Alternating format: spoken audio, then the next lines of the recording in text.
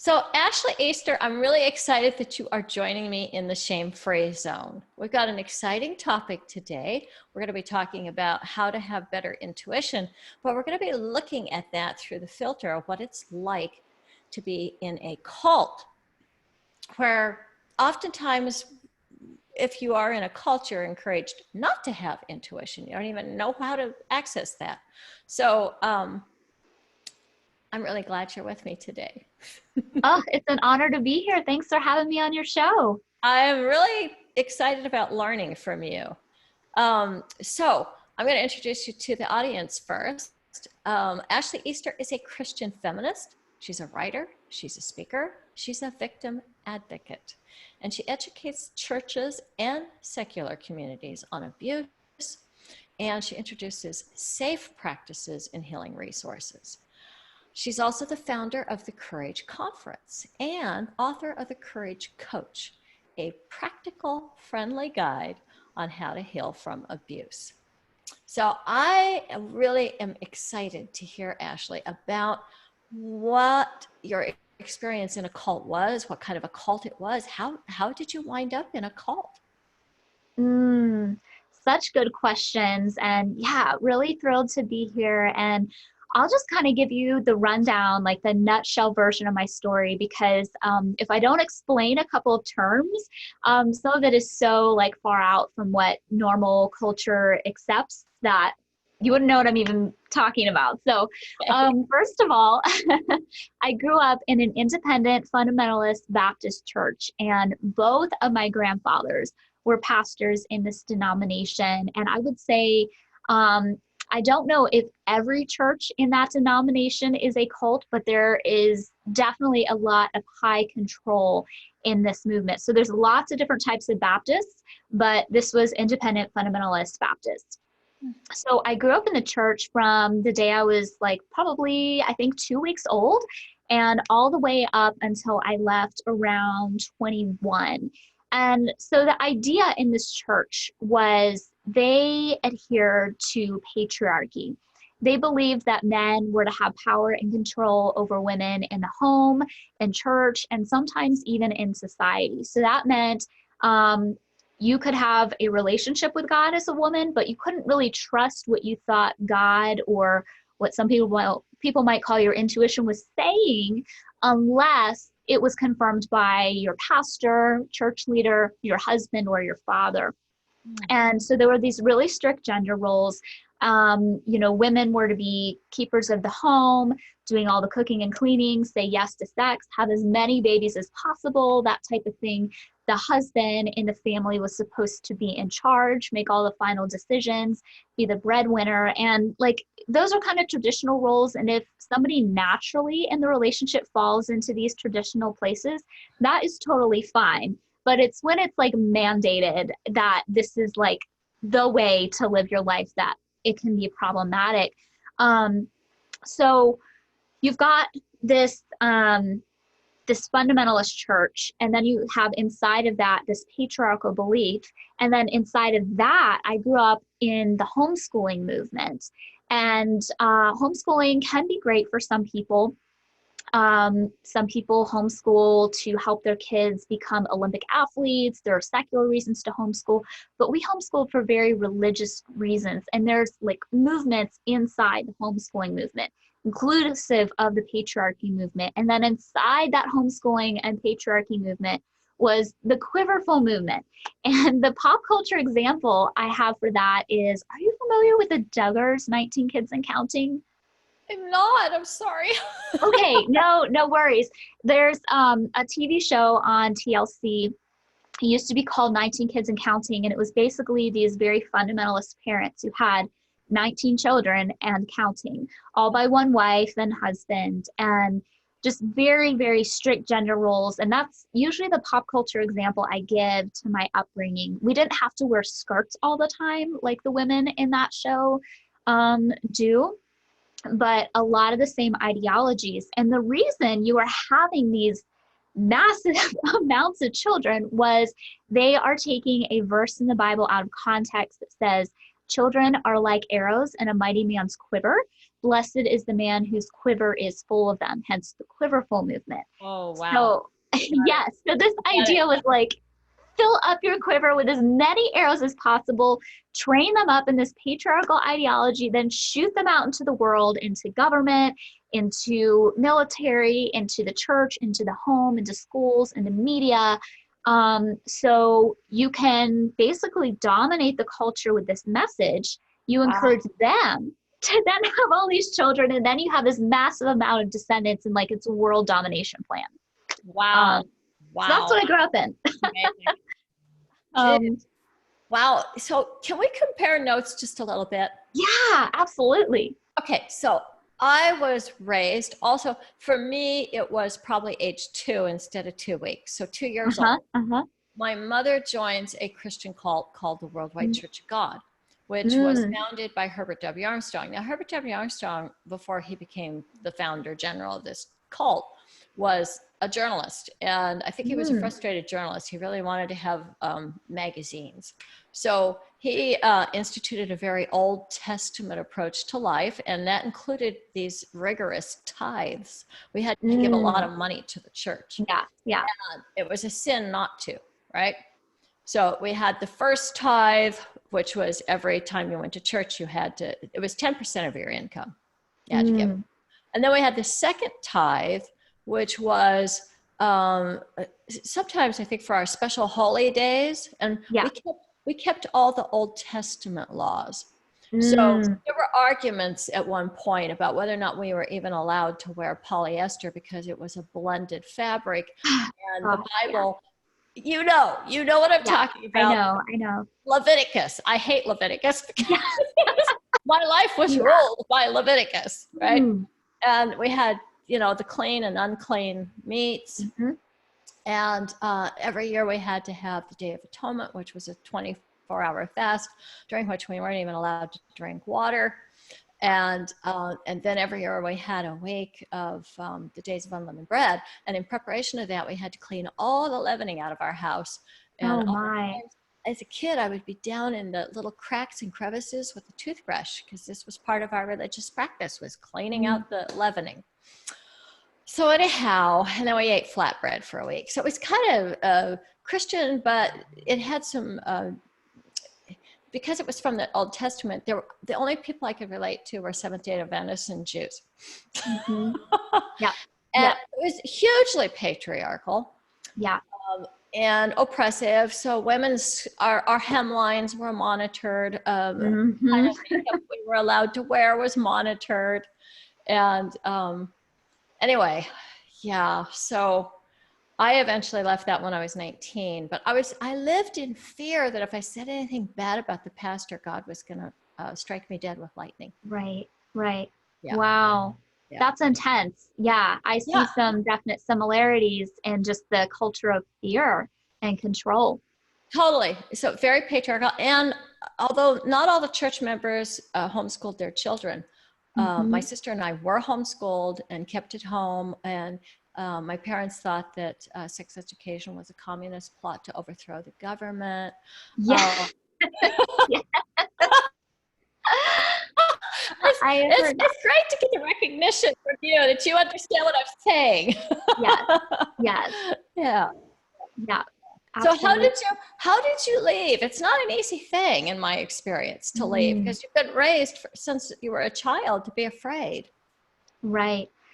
Yeah, when I was very young, I had a good sense of intuition. As a very young child, I had a very independent spirit and was expressing a lot of, natural developmental exploration of being my own person. But that was systematically suppressed out of me through just lots of different things, fear, manipulation. My grandfather locked me in a bedroom for like 4 hours with him until I became a submissive girl. And that's a whole other story there. But I really shut down that voice inside because I was told that I needed to listen to men, and certain men in particular, about how I should live my life, what the divine was saying to me. And really that if I thought that something was right, but if a male authority disagreed, then obviously I was wrong. That women were more easily deceived because Eve was deceived in the Garden of Eden. Like they had this whole ideology behind that. And not surprisingly, I experienced multiple forms of abuse. And one experience was in a romantic relationship. We did courtship versus dating, which is very like parent guided versus just traditional. It's not quite arranged marriage, but it's closer to that end of the spectrum than modern dating. Right. And so that was a very emotionally dangerous relationship. I started being very fearful of him. And when I broke it off, I went through this time of deep depression, like all the standard post-traumatic stress disorder symptoms, the depression, the panic attacks and anxiety, the flashbacks and nightmares. And truly, it was one of the darkest times in my life. And I was still in the cult. So Wow. that was happening. And I remember one night, if I ever wanted to be alone, I had to stay up really late because we had a larger size family. I have 4 siblings. We were a small, quiverful family compared to a lot of the other families in our church. And I was up late, probably like 3 o'clock in the morning. And what I would do is I would put in earbuds and listen to music, and I would turn it up really loud because if I slept, I had nightmares. And if I was awake, I would think about the abuse and feel panic. So I would just try to drown out the thoughts in my mind listening to this music. But I remember specifically one night I felt this kind of presence come over me. And it was like this voice that kind of came in my head, which I would now describe as my intuition. And it was at this point where I had been suicidal. I was just like at the end of my rope kind of thing. And this voice came over me, and I just heard it repeating in my head, like, it's going to be okay. Something big, something good's about to happen. It's going to be okay. Something big, something good's about to happen. And when that happened, like this relief washed over me. And it was only about, goodness, maybe 6 months till I then was introduced to a guy who still was a Christian, which was important to me, but he believed in equality for women. And that really opened up the door for me to explore, like, if I still want to be a person of faith, that I can, but I don't have to subscribe to these patriarchal cult-like ideologies. And when that started opening up and I started studying and researching, my family was not pleased, not pleased at all. Like that did not go over well. Keeping in mind, like the only job I had was like a babysitting job. That's when I bought this crappy car just so I could have a little bit of independence. Oh my God. 21 years old. So I would lock myself in my bedroom that was usually shared with my sister, and I locked the poor thing out because I just needed time alone. And it was one of the first times I'd really had time alone. And in that quiet, my intuition started speaking to me more and more, and I could hear it, hinting at me to do some research about this quiverful movement, and then finding and discovering all these stories of abuse and leading me to this book where it was basically talking about daughters in this quiverful movement. And I was like, wow, that's my experience too. Wow. And so just it kept bringing me to the next step, to the next step, to the next step, till I finally broke free ideologically, and then started dating, and then followed my intuition, married my now husband, and was physically able to make an escape that way. Oh, wow. Wow. So I want to just ask a couple questions, and I understand Yeah, you may not want to answer this, so please don't feel any pressure to do so. sure. But the cult that I was raised in wasn't necessarily a cult that had sexual abuse as part of um, modus operandi, but Sure. it seemed to attract pedophiles. Yeah. So my father sexually abused my sister and I. Mm, And then a young man from church that was a friend of mine later got prosecuted for molesting his daughter. yeah. I noticed a trend. Our Yeah. founder you know, he wasn't molesting her, but he was 80 years old and he married a 30-year-old woman who was working as his secretary, which would be like Mm, a total Me Too moment now. right, Just, right. just wondering, was that the nature of your abuse, or have you at least studied about that, or what? Do you have any comments about that? Yeah, so I have a lot of things that I've written about regarding my abuse on my website.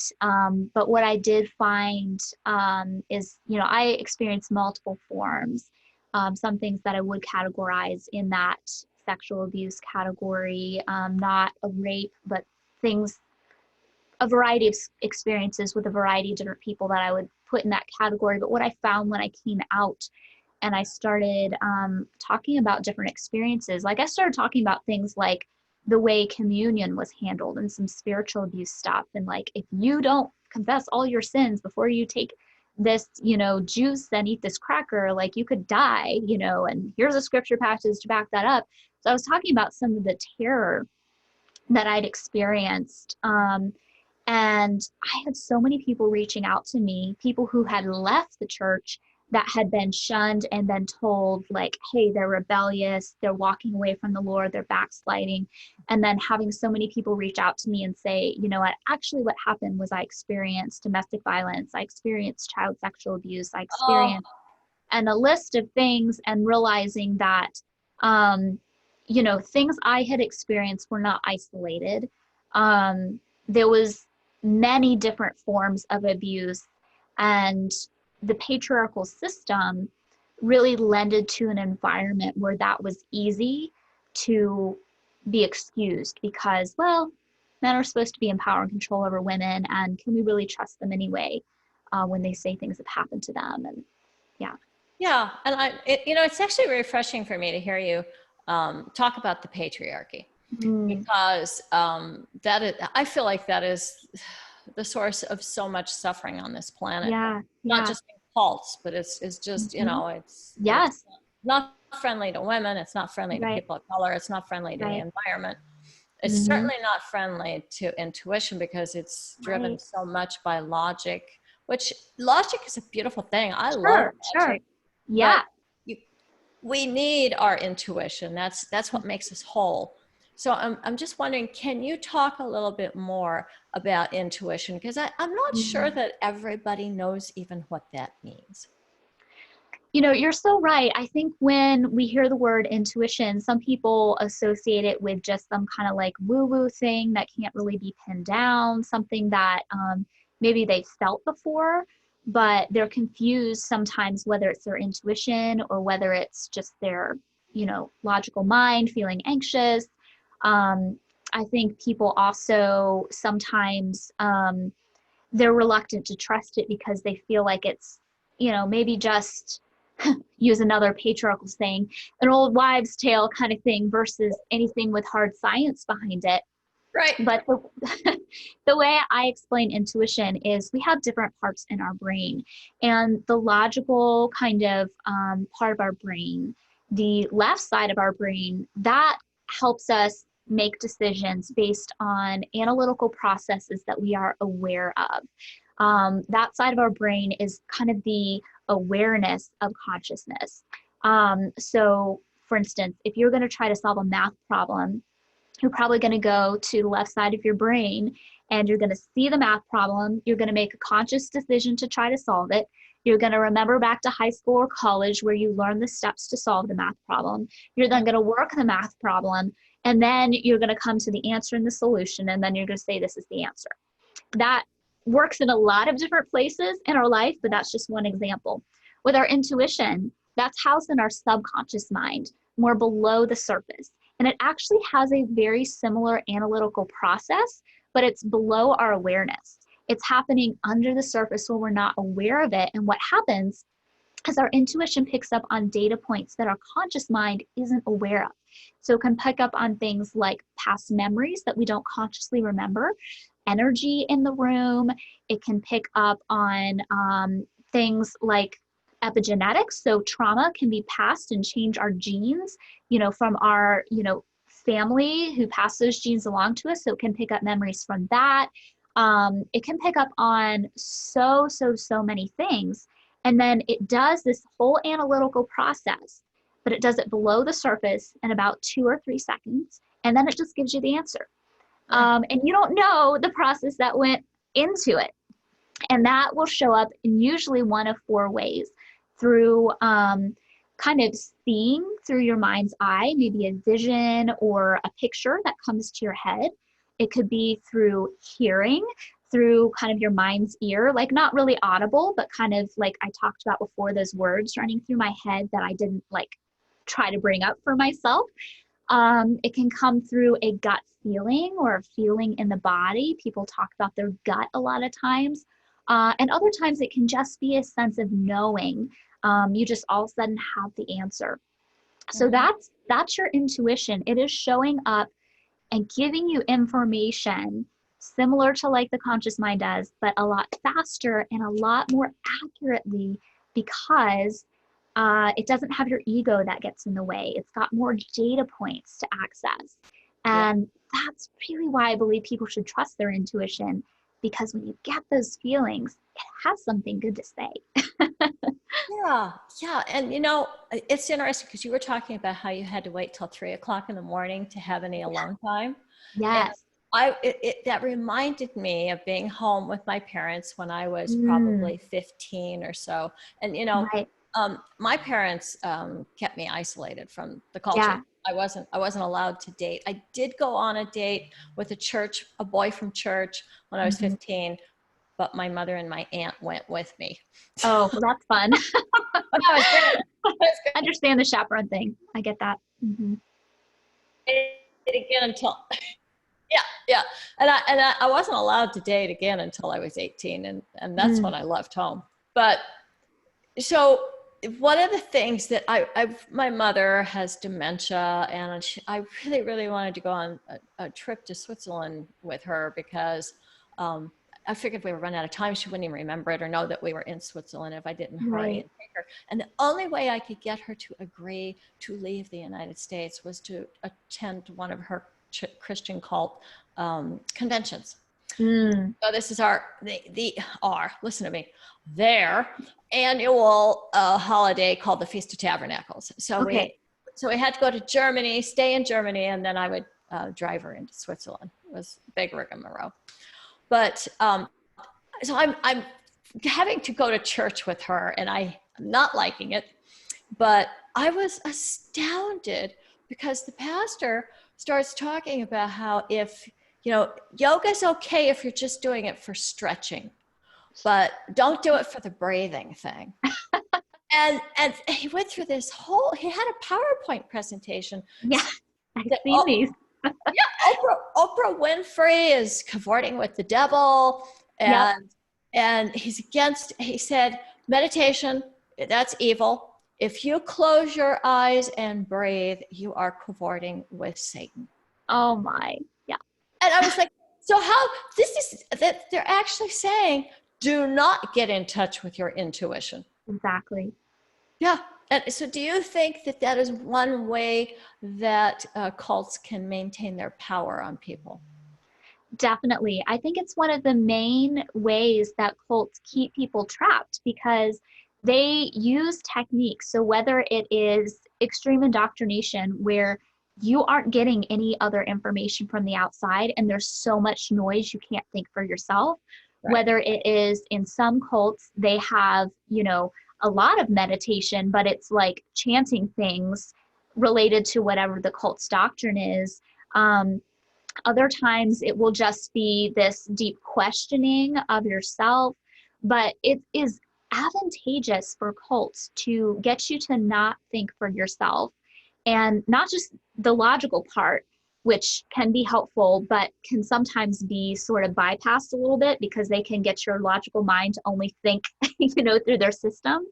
But if you get quiet and listen to what your subconscious is telling you, what your intuition is telling you, your intuition is always going to lead you to love and expansion, not to fear or playing small. And so that terrifies cult leaders because when you are motivated by love and expansion, when that's the kind of ideas that are coming into your head, you're going to be more quick to call out things that are wrong, to say that doesn't make sense, to say, you know what, maybe I need to listen to my gut and take the risk and leave this, even if they say there's going to be hellfire and damnation. My intuition saying that maybe that's not actually true, and this is, kind of a trick. So yeah, they do everything that they can, whether that's through doctrine or religious practices, to shut that down, because they know that's your superpower. That's your most powerful protection, is your intuition. Yeah. And don't you think too that when we start tapping into our inner knowing, there's a way in which we have our own personal experience of the divine, and Yeah. that's also a threat to cults because they want to internal. Yes, Yeah. Yeah. absolutely. Absolutely. So help our viewers understand, there might be some people right now that are thinking, well, I identify or relate to some of this stuff, and then some of it I don't. So how do I know if my church is a cult? Or how do I know if this Mm, yoga community that I joined is a cult? Or how do I know right. if this, whatever, how would I know if it's a cult? Yeah. So there's a couple different markers. And I'd also like to mention on my website, ashlyeaster.com, if you click on the link about books, I have a free ebook on how to spot cults. And you can just download that, and it has so much information, like it's totally free. So I can just give you a little bit of an overview now, but Okay. yeah, yeah. So what you're going to want to look for in cults is it okay to ask questions? And is it okay to disagree with the answer that you're being given? So some cults and high control groups won't let you ask questions at all. They'll be, completely shut down. Other groups will let you ask questions, but they will give you answers, and you're not allowed to disagree with the answers, or there'll be consequences. Those consequences could be shaming or kicking you out. Those consequences could be loss of privileges, or saying you're not, as spiritual as other people. Any type of group that is going to stop you from thinking from yourself, that is categorized as a high control group, and it may be considered a cult. Wow. Other things to look out for would be,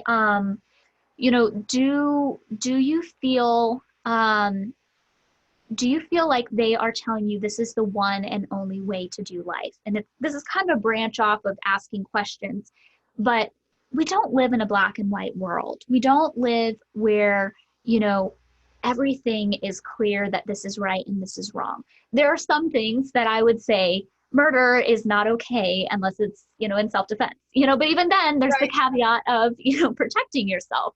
Yeah. But often these high control groups give you this, you are either with us or against us. And if you choose a different path, or if you integrate other thoughts that are different from ours and mingle them with our group, somehow you aren't one of us. And that's a big sign of a cult. So you have massive cults that people recognize as cults. Scientology is often talked about as a cult. But then you have kind of mini cults, ones that maybe don't physically lock you in and put you on, a work ship like Scientology, but ones where it's your family and your father or your mother is the cult leader, or a small church. So there's many different ways to notice these that I mentioned in my free ebook, but I would really recommend looking at, can I ask questions? Can I disagree? And if I do disagree, what are those consequences? That's really excellent. Thank you for that. I'm Mm, thinking, because this has always been a point of confusion for me. We yeah, definitely, the church that my mother was attending is identified as a cult. yeah, And people my age who were actually pastors and leaders in that hmm, church came out, they produced a video saying this was a cult. yeah, yeah, So they claimed that. And yeah, then the church split off into about 20 different directions, including some people who are like, no, it wasn't a cult. And that's the one my mom stayed with, of course. yeah, yeah, But there was this added cult element of my father, because my father mm, was the one who kept me out of school. He's the one who would not allow me to associate with anybody. I really wasn't allowed to leave the house most of the time, right, right. unless he or my mother was with me. So, Mhm. and that was the way it was until I was 18 and finally left. Mm, So I've always felt like he was a cult of one. yeah. And he needed to have absolute control. And he didn't even go to my mother's church. So I was Mm, kind of getting it from both parents in a different right. way. Hmm. Yeah. So can you say a little bit more about that cult of one? What does that look like? Because I don't think I've ever heard this. And I've actually done a lot of cult recovery work. Yeah, I've yeah. never heard anybody talk about this. And I'm just really excited that you're bringing that. Mm. Yeah, so a term I like to use for something like that is a mini cult. And that comes from Stephen Hansen. He is the founder of Freedom of Mind. And you can check out his website. He has so many good resources. He's awesome. But, cults traditionally had been thought about as having one central leader. But in the age of the internet, um, people don't just gather in one compound with one central leader. Oftentimes now cults are led by certain ideologies. So that could be a certain religious tenet, that could be, a political tenet, whatever. But somebody decides that they're the one who is going to mandate that everybody else be controlled by them and follow these certain tenets, whether that's something they got from an outside group and were influenced by somebody else, or whether that's something they came up with on their own. Hmm. But really, a mini cult is just one or two people deciding we are going to be in power and control of this other group, these other people, often children, other family members. We are going to be the ones who get to decide what they can and cannot do, where they can and cannot go, what they must or must not believe. And it's really an issue of self sovereignty. So we want to be self-controlled. Self-control is a good thing, but when we start trying to control other people, that's when we're getting into dangerous territory. But I think it turns into a cult mentality when there's a bit of a system behind it, and it's no longer just simply a relationship that's controlling, but more so it's controlling multiple people. Um, and that can be multiple people in a family unit. Okay. All right. And so what I'm hearing is that it could qualify as it's not just an abusive, say, father. Dad's an abusive person, um, but he's kind of got his own cult going. If he really has kind of an ideology behind the Right, abuse. right. Okay. Yeah, yeah. Yeah. And both are devastating. So just if somebody's experience was abuse, but there wasn't like a ideology and ritual behind the abuse, that can still be devastating. But I'd probably Right. distinguish that a little bit differently from somebody who's got a core ideology, and that's how they filter their actions and what your actions should be through. Got it. Okay. And so here's the next question I have for you. Um, I think that I'm part of a Facebook group Yeah. that it's a support group for the people who survived the cult that I was raised in. Mm, And some of them have gone on to be part of other Christian churches, but the yeah. vast maybe it's the vast majority, maybe it's just the vocal majority. I'm not sure, but a lot of people in my support group for the Worldwide Church of God are kind of they've become atheist. They Mm-hmm. don't have any belief in organized religion. They don't, Sure. sometimes it's even kind of a hard sell for them to believe in spiritual things, Yeah. right? Yeah. So and myself, I fall in the middle. I Mm-hmm. got very turned off to organized religion, Yeah. but I pursued a spiritual path through 12-step recovery. Sure. Sure. So, but in that support group, I don't always feel comfortable talking about prayer Yeah. and meditation and psychic phenomena and Mm-hmm. intuition and all this stuff because they are sometimes quick to label that as too woo woo and they're really trying to get away from the cult. So Right. you have a very unique journey in my experience, which Mm, is you came out of a Christian cult and you are a Christian. And I would mm, love for you to share how you nuance that because it seems to me that you are right. not reactionary. You are Mm, responding with a lot of intelligence. And mm. I'd like to understand that. Yeah, well, I appreciate that question. So my way of defining as Christian now is extremely different from what it looked like in the cult. Um, Things that I still resonate with about Christianity, and these are incidentally things that can be found in, other religions, but the concept of love and light. The example of Jesus was that of love, and the Bible says, God is love. And then there's also the concept of Jesus is the light of the world, and also you are the light of the world. And so I really resonate with the concepts of this love and this light. Um, and I really love the example of Jesus, the way Jesus was really helping the marginalized people in society. Jesus had a lot of women followers. In fact, his whole ministry was funded by women. And unfortunately, some patriarchal writers did not include all those women's names, but we do have a few of them mentioned in whether that's Christian scriptures or other. Yes. Um, but when we look at Jesus's actual actions, he was very much for the oppressed and the marginalized, and that's something that resonates with my value system. And so that is my tradition and a way that I like to express those beliefs. And I think that just, with Christianity, we can either interpret sacred texts with this air of control and power and hatred, and how can we use this to abuse and marginalize people. But I also think when marginalized and oppressed people take the Holy Scriptures and interpret them in a way that can be empowering and love-based and light-based, those scriptures can be leveraged as a positive thing. So that's kind of the path that I've decided to take. And that's gone through many different iterations. And I'm not at the end of my journey, so I can't tell you where I'll be in 5 or 10 years. But I know I resonate with that story of Jesus, and that because it's a part of my tradition, I found a way to, see the new values that I hold in that system.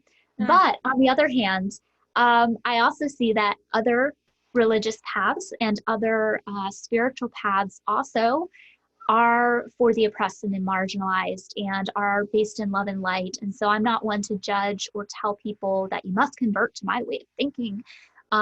This is simply the way I like to express that part of my journey and the language I like to use. And I would also say in studying science, particularly like quantum physics, and I'm not a quantum scientist or anything like that, but what I've seen is a lot of the things that are described in religions and in spirituality, there's actually science behind them.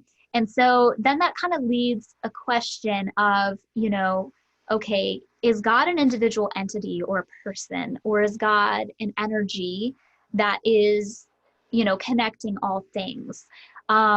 Is love, a high frequency? Like we can measure some of these things. Intuition, you could call that the Holy Spirit's voice, or you could look at the psychological process that's going on in the brain. So I think some people choose to find those truths in the universe and lean more towards describing them in scientific terms. And I think some people find those truths of the universe, and the language they use is more spiritual language. And I don't think those are necessarily in competition with each other. And as long as we're basing ourselves and our beliefs in love and light and empowerment for oppressed people, I really don't care what the heck people call it.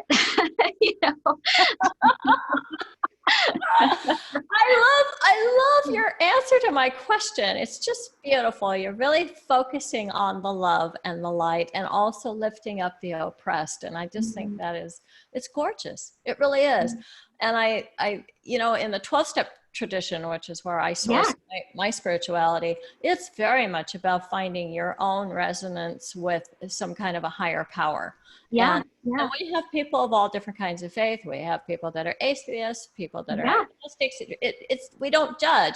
Just have a spiritual practice of prayer, and that will guide you to that inner voice. Or if you think it's God talking to you, or your guide's talking to you, nobody really is out to try to define that for anybody. It's just you know, do these steps and your life will get better. Right. Believe whatever you want. Right. Right. I think a lot of times it's semantics. It's like we know there's a truth there. We can prove scientifically intuition is a thing that happens. Yeah. Whether you want to give that spiritual terminology or scientific terminology, as long as you trust it, Yes. like, doesn't matter that much, I don't think. Yeah. Well, and that is the way of love, isn't it? Is being Mm-hmm. accepting of other people. Um, you know, we sometimes seem to get really mired in the belief systems and the dogmas, and our society right now feels incredibly polarized. Yeah, So yeah, absolutely. it's particularly refreshing for me to hear such an expansive and Mm, accepting message, and mm. I think we need Well, a lot of that it's right now. yeah, yeah, and it's amazing the freedom I've felt in embracing this idea that I don't have to fix everybody. I don't have to make everybody think the same way as I do. I will confront people that are hurting others, but as long as somebody's beliefs and practices aren't hurting somebody, Yeah. I don't have to knock door to door and try to convince them to think the way I do. Yeah. That Yeah. it Right. doesn't work anyway, usually. No, it doesn't. Yeah. No, exactly. Yeah, So proselytizing, not yeah. not my not my bag. So can I ask you, if somebody's watching us today Mm, and they're thinking, okay, I think I might be in a cult. Um, mm, what kind of advice would you give them? Because I mean, some cults are more punitive than others, and some are right. downright dangerous. And Yeah.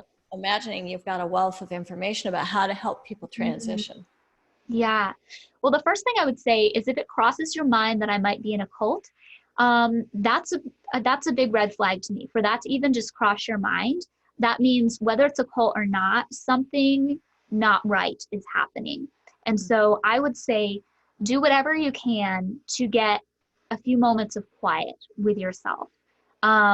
Maybe you're in a situation where you're able to drive in a car, park in a parking lot, and just be on your own. I did that when I got my crappy car, when I was 21. Yeah. Maybe you can lock yourself in a room for a little bit or take a little bit of a longer shower. But try to find a way to get quiet with yourself so you can hear yourself think.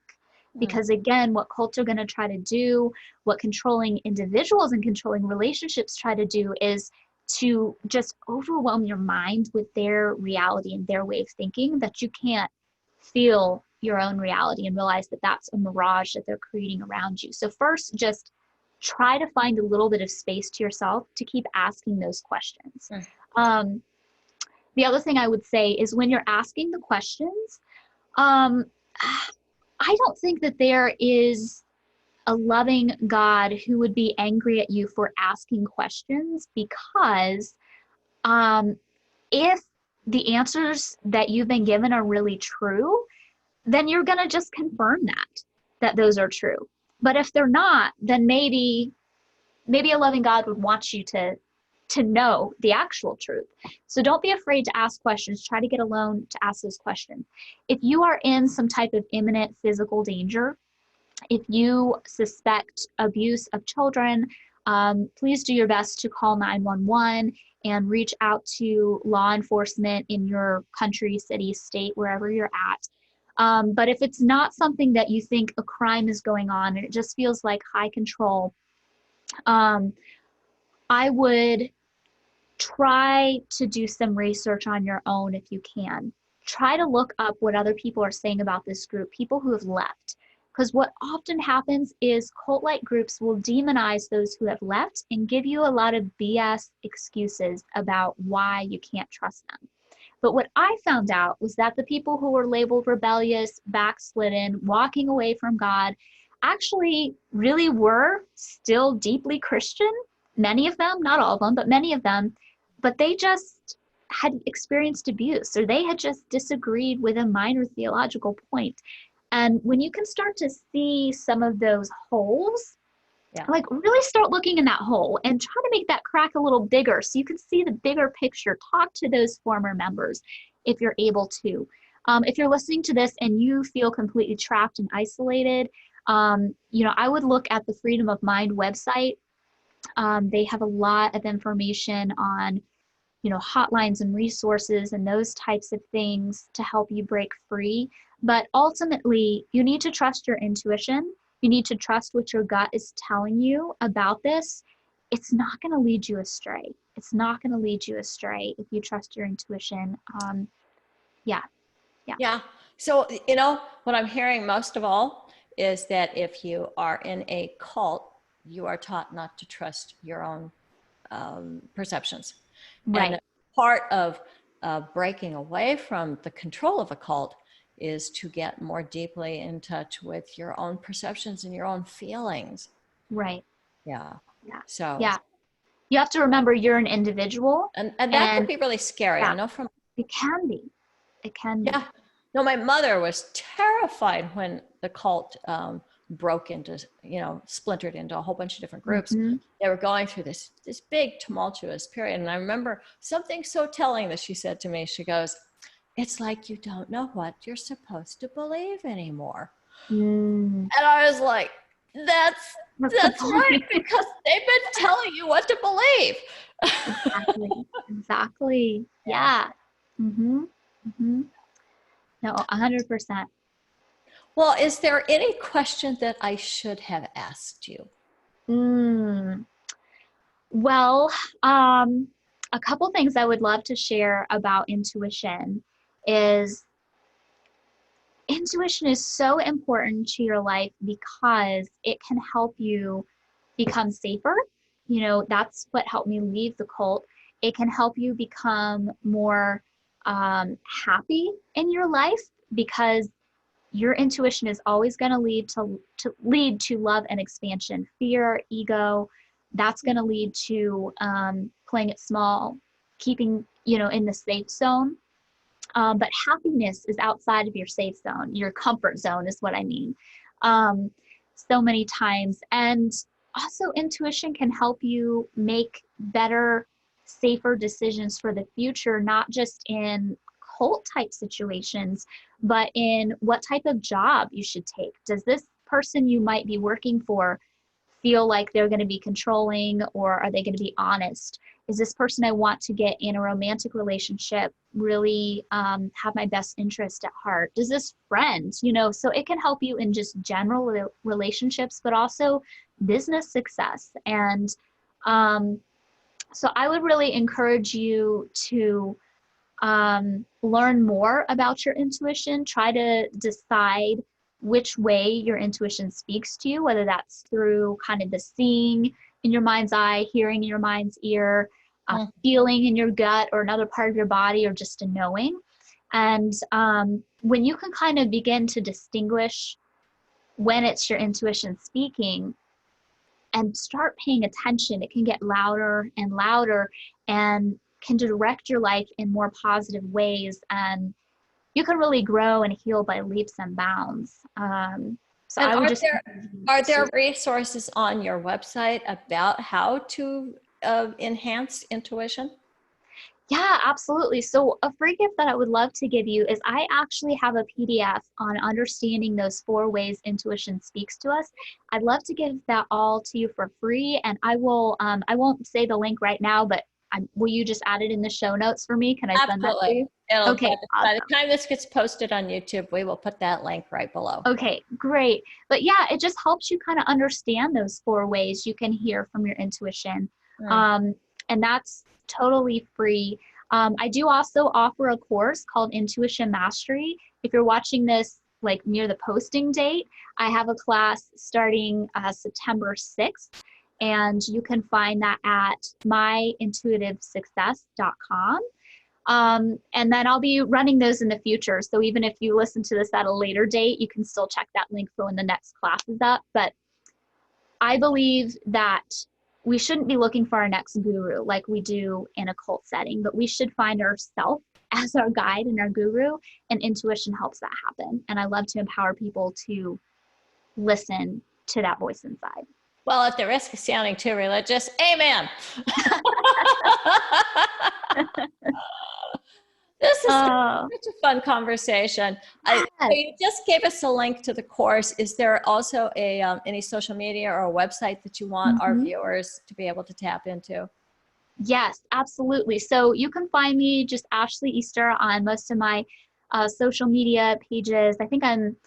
I am Ashley Easter on Instagram, and then Ashley Easter on Twitter and Facebook. And I have two websites, one that has more details about like abuse and cult stuff. That's ashley.easter.com. And then the more intuition based things, that's myintuitivesuccess.com. So depending on which part interests you, there's resources on both of those pages. Thank you so much, Ashley. You are a light, just emanating so much love and acceptance. It's just Mm. been such a joy getting to know you and also kind of swapping cult survivor stories. So Ah, thank you well, it's so much for that. such an honor. And thank you for your work in really casting off shame. Hmm. That's bringing more light to the world as well. Thank you. Thank you so much.